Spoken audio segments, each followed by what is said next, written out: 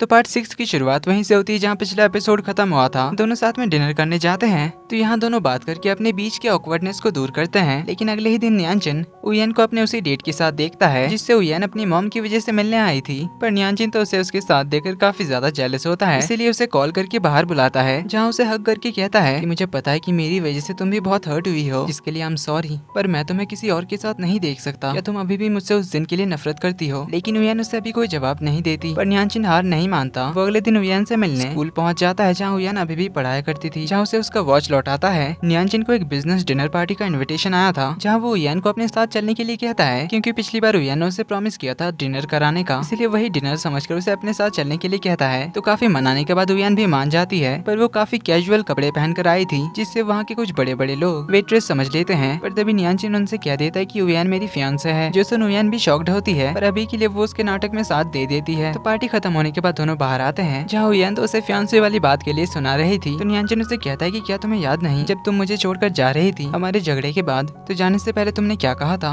उयन कहती कि मैंने कहा था कि मैं वापस आकर तुम्हारे साथ मैरिज रजिस्टर करा लूंगी। जो सुन न्यानचिन कहता है कि मैं तो तैयार हूँ, चलो हम शादी कर लेते हैं। उयन कहती है हेलो, मैंने तुम्हें प्रपोज नहीं किया, बस बताया है। न्यानचिन कहता है कि वही तो तुमने बताया और मैं मान गया। उयन कहती है अभी इसका कोई चांस नहीं है, और वैसे भी मैंने ये तुमसे 3 साल पहले कहा था। ये कहकर वो जाने लगती है। तो न्यानचिन उसे घर तक ड्रॉप करने जाता है जहाँ पूरे रास्ते में न्यानचिन ने लाइट्स लगवा दिए थे, पर वो ये बात उयन को नहीं बताता। तो उयन उसे घर छोड़ने के लिए थैंक यू कहती है। न्यानचिन कहता है कि मैं वो शादी वाली बात के लिए सीरियस था, पर उयन उसे अभी भी कोई जवाब नहीं देती। लेकिन न्यानचिन अभी भी हार नहीं मानता। वो तो हर जगह उयन के साथ जाने लगता है, उसके स्कूल ऑफिस उसके साथ ही ट्रेवल करता है और उसे हमेशा प्रोटेक्ट करता है, जो उयन को भी काफी अच्छा लग रहा था। एक दिन अचानक उयन शालू से मिलती है जो उसे बताती है कि अगर तुम सोच रही थी कि न्यानचिन ने कभी तुम्हें मिस नहीं किया, कभी तुमसे दोबारा मिलने की कोशिश नहीं की, इवन उसने तुम्हें कभी भी कॉल नहीं किया, तो तुम गलत सोच रही हो। वो तुम्हें हर रोज मिस करता है। तुम्हारे जाने के बाद तुम्हारी याद में वो बहुत ज्यादा ड्रिंक करने लगा था, पर आज तक एक पल के लिए भी उसने तुम्हें नहीं भूला, बल्कि वो तो छुपकर तुम्हारी केयर करता रहा। इन 3 सालों में उसने तुम पर कोई भी मुसीबत नहीं आने दी। उसी ने तुम्हारे डैड के ऑफिस को जैसा था वैसा ही रखवाया। तुम्हारे शहर में तुम रेडियो स्टेशन ज्वाइन कर पाई इतनी आसानी से, वो भी न्यानचिन नहीं करवाया था। उसने दूर से ही तुम्हारी हर चीज का ध्यान रखवाया, पर कभी उसकी हिम्मत नहीं हुई तुम्हारे सामने आने की, क्योंकि तुम्हारे डैड के लिए वो अभी भी सॉरी फील करता है। इसीलिए वो तुम्हारे सामने कभी नहीं आ पाया, क्योंकि कहीं तुम उससे हमेशा के लिए दूर ना हो जाओ। इसलिए उसने अपने डैड का बिजनेस ज्वाइन किया, उनकी कंपनी को नई ऊंचाइयों तक पहुंचाया, ताकि वो तुम्हें और तुम्हारी मॉम को प्रूव कर सके कि वो तुम्हारे लिए काबिल है। पर जब उसे पता चला कि तुम ब्लाइंड डेट्स पर जा रही हो, तब उसे रहा नहीं गया और वो तुम्हारे लिए वापस आ गया। ये सब सुन उयन को अब न्यानचिन के लिए सॉरी फील होता है, इसीलिए वो शुचियन को बुलाकर ड्रिंक करने के लिए बैठ जाती है और इतना ज्यादा ड्रिंक कर लेती है कि शुचियन उसे संभाल ही नहीं पा रही थी, इसीलिए वो न्यानचिन को कॉल करके बुला देती है। तो न्यानचिन उसे अपने घर ले जाता है जहाँ उयन उसे अपनी फीलिंग्स बताती है कि वो अब भी न्यानचिन से उतना ही प्यार करती है। तो यहाँ पे दोनों का फिर से पैचअप हो जाता है, तो दोनों का फिर से डेटिंग लाइफ शुरू हो जाता है। पर जल्दी ही उयन के मॉम को पता चल जाता है उनके रिलेशनशिप के बारे में, तो वो न्यानचिन को बुलाने के लिए कहती है। इस बार न्यानचिन तो फुल जेंटलमैन की तरह उयन का हाथ उनसे मांगता है। वैसे अब मॉम को उनके रिलेशनशिप से कोई प्रॉब्लम नहीं था, क्योंकि उन्हें तो बस अपनी बेटी के लिए एक नॉर्मल सा लड़का चाहिए था। तो मम्मी से परमिशन मिल जाने के बाद दोनों फिर से साथ में रहने लग जाते हैं। तो दोनों काफी हैप्पीली अपनी डेटिंग लाइफ एंजॉय करते हैं। इसी बीच न्यानचिन उयन को शादी के लिए प्रपोज करता है, जिसे उयन एक्सेप्ट कर लेती है। तो दोनों अपनी मॉम को इस बारे में बताने चाहते हैं। मॉम भी जानकर खुश होती है, तो वो उन दोनों को लेकर डैड के ग्रेवयार्ड पर जाते हैं। उनसे आशीर्वाद लेने के बाद उयन की मॉम न्यानचिन से अकेले में बात करती है।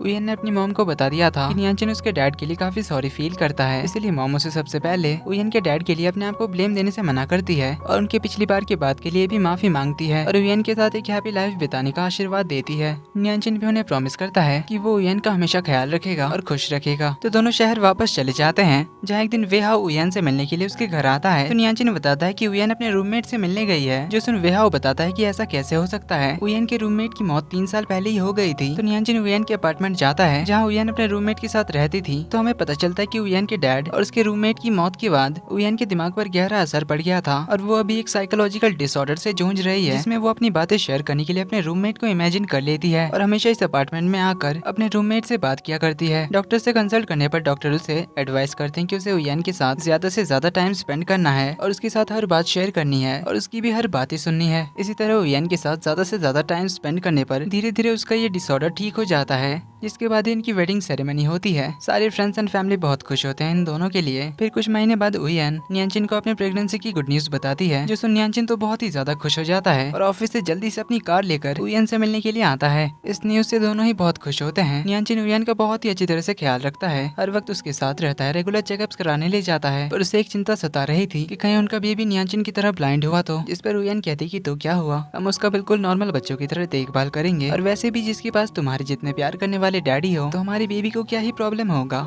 तो इसके बाद हमें कुछ साल बाद का सीन दिखाया जाता है, जहाँ अब न्यानचिन और उयन के साथ एक क्यूट सी बेबी होती है जो उनकी डॉटर थी और वो बिल्कुल हेल्दी थी। तो दोनों अपनी बेटी के साथ बहुत ही ज्यादा खुश होते हैं। लास्ट में न्यानचिन उयन को थैंक यू कहता है उसकी लाइफ में आकर इतनी सारी खुशियाँ देने के लिए। तो इसी हैप्पी एंडिंग के साथ इस ड्रामा का एंड यहीं पर होता है। तो ये ड्रामा कैसा लगा कमेंट करके जरूर बताना, और ये वीडियो पसंद आई तो वीडियो को लाइक कर देना, चैनल पर पहली बार आए तो सब्सक्राइब भी कर देना और नोटिफिकेशन को ऑल पे सेट कर लेना ताकि आने वाले नए ड्रामाज आपसे मिस ना हो। तो मिलते हैं कल एक और क्यूट सी लव स्टोरी वाली ड्रामा के साथ, तब तक के लिए take care and bye bye.